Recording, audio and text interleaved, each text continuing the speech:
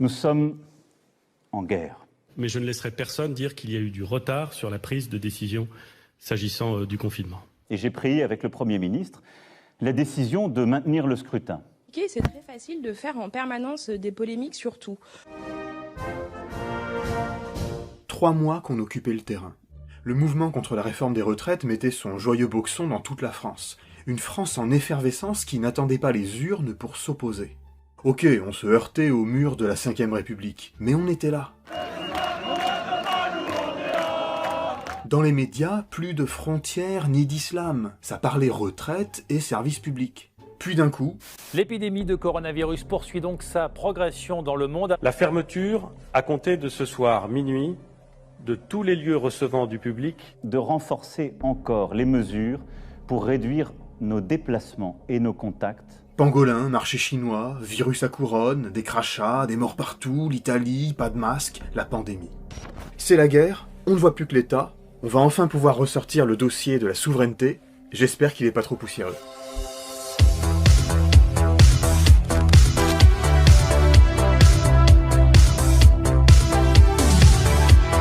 Vous avez remarqué ? Bah rien, je télétravaille, donc c'est comme d'habitude. Dans un premier temps, Macron a réagi mollement.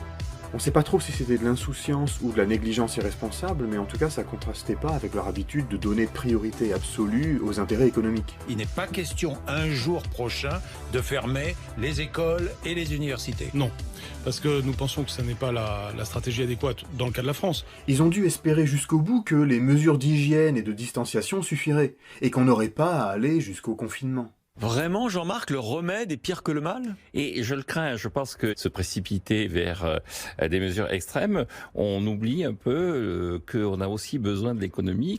Et puis le basculement. Nous sommes en guerre. Fermeté, paternalisme, mélange de rhétorique martiale, d'interventionnisme économique et de surprenant retour de l'État dans les services publics. Un plan massif d'investissement et de revalorisation de l'ensemble des carrières sera construit pour notre hôpital.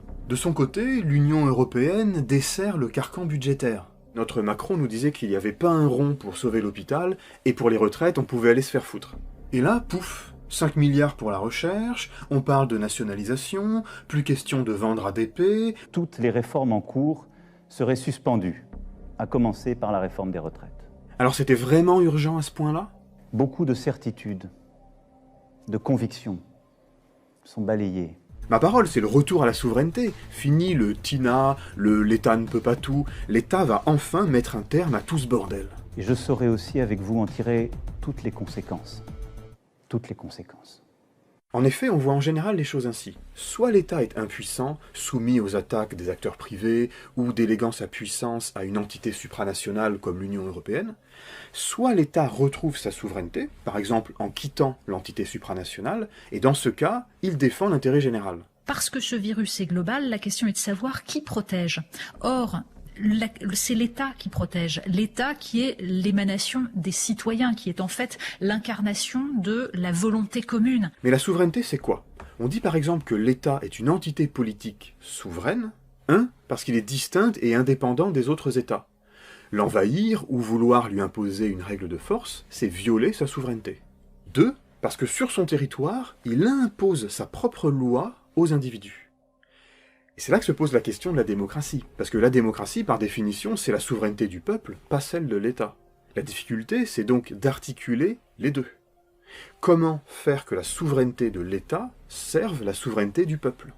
Dans notre contexte de corona-crise, à peu près tout le monde remarque que les États retrouvent un peu de la souveraineté qu'ils avaient perdue dans la mondialisation ou dans la globalisation financière et économique. Dans les relations internationales, cela s'est en effet manifesté par une gestion égoïste en ordre dispersé de ce virus étranger, sans non plus exclure des moments de coopération, échange de matériel, prise en charge de malades. Mais quand on se réjouit du retour de la souveraineté, on ne sait pas vraiment de quelle souveraineté on parle, et il y a peut-être un quiproquo. Quand l'État doit intervenir pour rassurer les marchés, retrouve-t-il sa souveraineté ?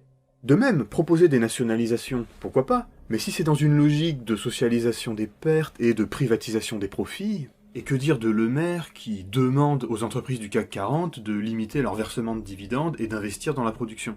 Moraliser le capitaliste, ça veut dire vous arrivez dans la jungle, puis vous avez un tigre qui arrive. Et là vous lui dites, Couchez Kiki. Il faut un nouveau capitalisme qui soit plus respectueux des personnes. Couchez Kiki. Bref, le retour de la souveraineté de l'État sur les grands acteurs économiques, faut peut-être pas exagérer. Par contre, dès qu'il s'agit de pilonner les petits, alors là, la théorie du retour de la souveraineté fonctionne bien. Que nous soit refusée la suspension, même temporaire, de l'impôt sur la fortune, rend plus difficile d'exiger des efforts supplémentaires à ceux à qui on annonce qu'on va confisquer des jours de congé ou rallonger des durées de travail, mais surtout des jours de congé. Et vas-y que je te laisse des entreprises refuser des droits de retrait à des salariés exposés. Vous voyez le décalage potentiel entre la souveraineté de l'État et la souveraineté du peuple ? En temps ordinaire, ce décalage est censé être un peu compensé par des mécanismes de contrôle par les citoyens, la société civile, des corps intermédiaires. Mais là, l'État exerce tellement bien sa souveraineté sur les citoyens qu'il suspend carrément le cours ordinaire du droit pour déclarer un état d'urgence sanitaire. Et là, c'est open bar. Les contrôles pour faire respecter le nécessaire confinement s'abattent différemment selon que vous soyez fêtard de centre-ville ou habitant d'une cage à lapins d'un quartier populaire. Là, c'est pas juste un avertissement, c'est un coup de pied dans les couilles. Il y a d'autres endroits de Paris où malheureusement les consignes ne sont pas assez vite comprises. Vous me connaissez, je vais les faire comprendre assez vite. Rêve de fichage, géolocalisation des malades, drones. La personne qui ne respecte pas le confinement suite au Covid-19, je m'occuperai personnellement de son cas. Ne faites pas obstacle à l'action de la police.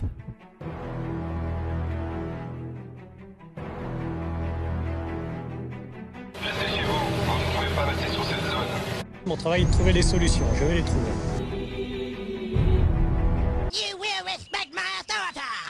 Mais l'ennemi est là, invisible, insaisissable, qui progresse. Il faut quand même le dire, au-delà de la nécessité de faire prendre conscience aux gens et de les impliquer, c'est pas une guerre, c'est une épidémie qu'il s'agit de combattre avec des moyens matériels et des consignes sanitaires. Et les personnels soignants, eux, sont au front depuis longtemps, et ils sont à bout. Le corps soignant dans son ensemble a fait tous les efforts nécessaires.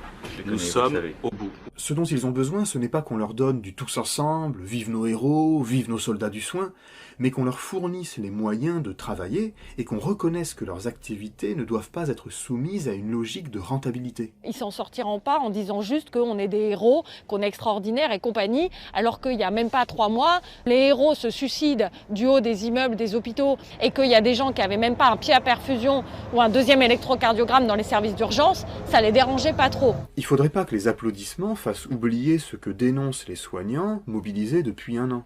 Les ravages des réformes néo-managériales, manque de moyens, cadences intenables, sous-effectifs chroniques, etc. Quand il a fallu sauver Notre-Dame, il y avait beaucoup de monde pour être ému. Là, il faut sauver l'hôpital public qui est en train de flamber à la même vitesse.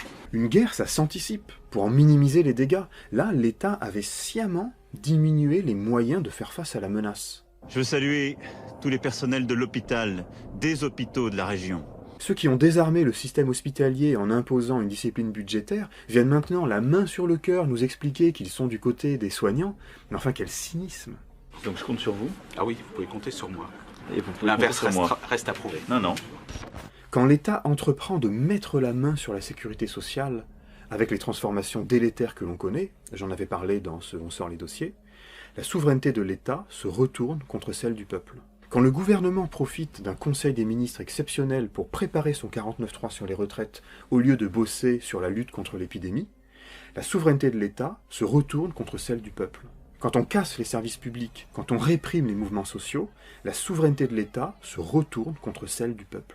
Alors évidemment, dans la période, c'est très facile de critiquer, c'est très facile de faire en permanence des polémiques sur tout. Utiliser la souveraineté de l'État pour écraser la souveraineté populaire, c'est s'attaquer à la démocratie. Ce ressurgissement de la nation et de l'État sont absolument essentiels parce qu'ils nous racontent que, pour l'instant, c'est à cette échelle-là que les citoyens se sentent à la fois capables d'agir, l'État c'est eux qui agissent en fait à travers l'État, et qui sentent qu'ils peuvent être protégés. Ça, il suffit pas de le dire, il faut des garanties, parce qu'on va pas compter sur la seule bonté des gens qu'on mettrait à la place de Macron. C'est bien beau de parler de la souveraineté de l'État, mais nous, ce qui nous intéresse, c'est la souveraineté du peuple. Prouvez-moi que la première ne joue pas contre la seconde.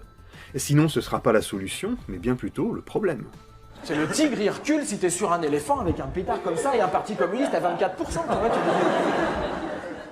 Voilà, prenez soin de vous, de vos proches, sortez couverts, restez confinés, regardez le média et on finira bien par se débarrasser de cette saloperie.